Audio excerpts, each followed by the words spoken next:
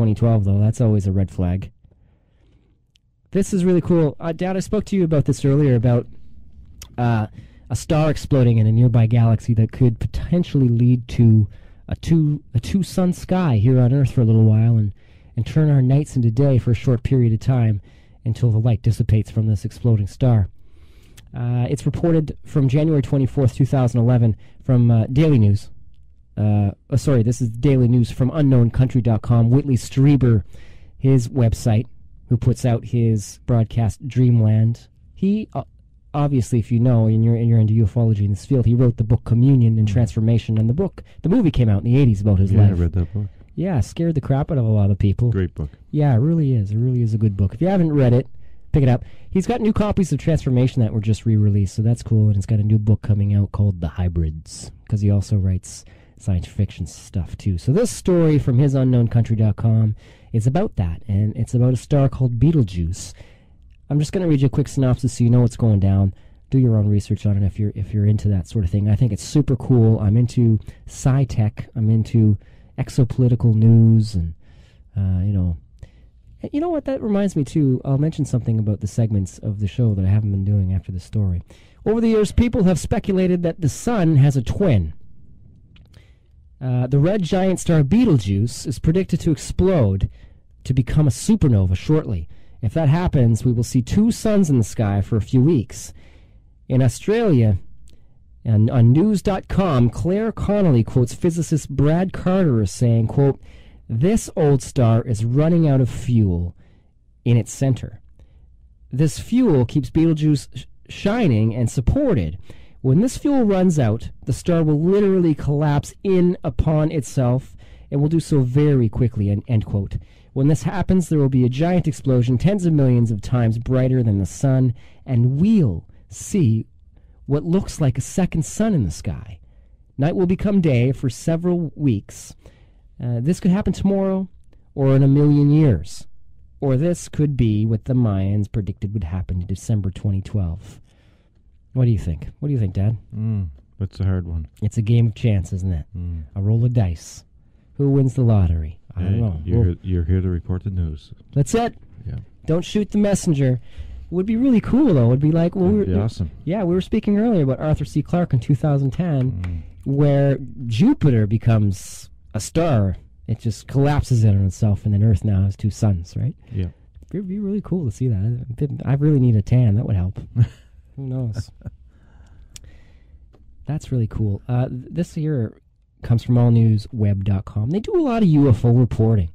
Allnewsweb.com. A video of a UFO that was purportedly filmed this month in Mexico has taken viewers on YouTube and other video clip sharing websites by surprise. Most observers have commented on the high quality of this footage. Not many details of the UFO video have been released, other than the fact that it was taken in the vicinity of Chichen Itza, the ancient Mayan archaeological site. Chichen Itza. Chichen Itza, of course, is famous for its pyramids and temples, carvings of gods, or more likely alien beings adorned structures in the site.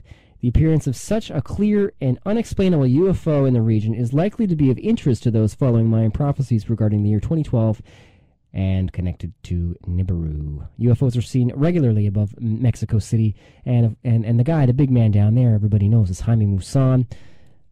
Real amazing guy. Mexico's version of the host of 2020, or 60 Minutes here. And he, did his mainstream media stuff for a long time and then got involved in the ufological world. Now he's the man of UFOs down there. Everything's strange. Everything goes to Jaime, and then to Miami it goes global. So lots of stuff always going on in Mexico. It's always a hotbed for UFO activity. Go to allnewsweb.com to do that, or go to YouTube to see the film. Kind of interesting stuff there. I think it's a little wild and speculative to say that, this UFO and being in the vicinity of Chichen Itza could be connected to 2012 and Nibiru. I mean, where they come to that conclusion, I'm not really sure, but it's interesting nonetheless. There's always activity going on down there. What was I going to mention before about exopolitical pulse and sci-tech news? Dad, remember I used to have segments for the show a long time ago, and I called them that, and then I'd go in and do the news? Yeah. Just totally lost that whole program theme. Just right out the window. Could lost bring it. That back, son. I like it. I had stingers for it. Yeah. I thought it was cool. I think folks miss that. Maybe. I don't know. Maybe I thought it was a little hokey and it just sort of... No, not at all. No? Just maybe subconsciously kind of dissipated out of my own conscious sphere. I don't know. Maybe I'll bring it back. We'll see. Do that. Okay. A couple quick stories. I'll play some music and then we'll get on to the Yvonne Smith interview because it is just very compelling, very thought-provoking, and there is indeed something very interesting happening there that we'll talk about with the alien abduction scenario and hybridization program coming from a very leading authority in the field. This is a really cool story that I was talking to you earlier this afternoon about using the sun to call ET as like a telescope, a radio telescope. Yes.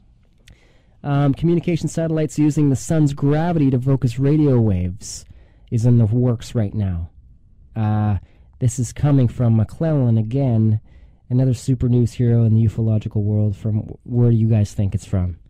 I've mentioned him a few times, from Alejandro and his group, right? Open Minds Media. OpenMinds.tv. Scientists think that the sun could be the best communication device for contacting intelligent extraterrestrial life. A new study suggests that the sun's gravity could be used to create a giant telescope that would magnify signals, both coming and outgoing. The study also suggests that stronger signals could be achieved by using relay spacecraft to create a network connected by radio bridges. Claudio Meccone, technical director of the Paris-based International Academy of Astronautics and author of this new study on the mechanics of the proposed technique, explained, if we use the sun as a gravitational lens, then we can keep in touch with our own probes, even at considerable interstellar distances. So you can broadcast a lot farther using the sun as the source of power to generate signals. Now, I have no idea. I can't even wrap my head around the concept of how they would use our sun to send signals. But I guess it's in the works, hey? Mm-hmm. That's the future is now, right? Open minds. Weird. I thought that was super cool. I want to thank all you guys for listening. I want to hope that you guys go out there and, maybe that these programs have planted seeds. You can go out there and do your own research, join groups, make a difference in the world, and, try and hopefully shoot to be a better person and member of your community at large. Dad, thanks for being on the program with me today. Hey, thanks for having me here at Dalhousie University in beautiful downtown coastal Halifax. It's amazing to be here. Good to be a part of the good crew here. I forgot to mention some cool stuff. I was looking at the coast. Our program director, Tarek, was in the coast. Oh, wow. Here from CKDU. And you know what? His picture was so mesmerizing that, I don't even remember what the article was about. Actually, I do. I'm just kidding you. It's about our anniversary.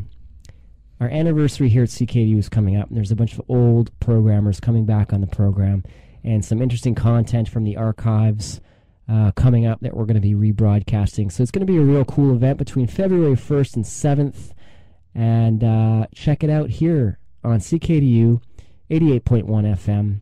This is the Unified Field. My name is Justin Brown, and this is Atlantic Canada's only paranormal radio broadcast. It's the only one of its kind. I'm here to scintillate your ear and your mind and help you explore. Keep your mind and your eyes on the sky, and you may just be surprised. It may expand you into the infinite or shrink you down to size. You just never know. Keep your mind open. We're coming to the end of our program. I want to thank you all for being here. I think the kid's on trouble. And hopefully, you'll probe for those answers. This is the Yvonne Smith interview episode, Season 2, Episode 1. Let's cut to the chase. Dad, again, thanks for being here, and we'll talk to everybody out in Radio Land soon. Try not to wonder what the weather will be. I figured out what we're missing. Tell you miserable things after you are asleep. Now we'll leave the silver city, 'cause all the silver girls gave us black dreams. Leave the silver city, 'cause all the silver girls, everything means everything. It's a Hollywood summer.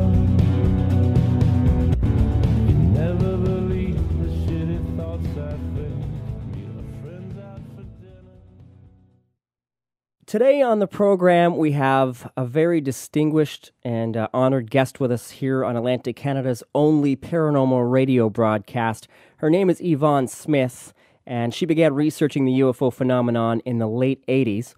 After 2 years of studies and 1,000 hours of internship at the California Hypnosis Motivation Institute, the only accredited hypnosis college in the United States, she received her hypnotherapy certification in 1990, specializing in cases of post-traumatic stress disorder. She used her hypnotherapy skills to assist such victims to work through their anxiety.